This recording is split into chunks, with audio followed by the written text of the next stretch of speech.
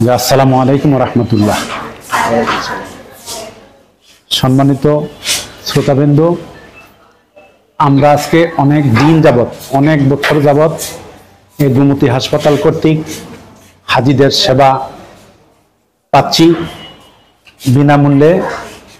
Doctor Mohammad Mojibur Rahman সাহেব উনি উপহার হিসাবে ব্যাগ, প্লেট, গ্লাস উনি দিয়ে থাকেন এবং অন্যান্য কর্মকর্তারা হাজীদেরকে সুন্দরভাবে মেডিকেল করাইয়া তাদের সেবা দিয়ে থাকেন।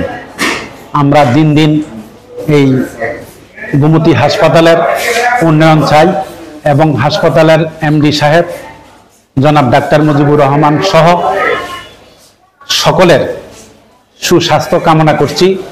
আল্লাহ যাতে তাদেরকে হায়াতে তৈবা দান করেন। আমরাও মক্কা শরীফ এবং মদিনা শরীফ যাইয়া হজের দিন এবং হজের আগে এবং পরে আপনাদের সকলের জন্য প্রাণ খুলে দোয়া করব ইনশাআল্লাহুল আজিজ। আসসালামু আলাইকুম রহমতুল্লাহ।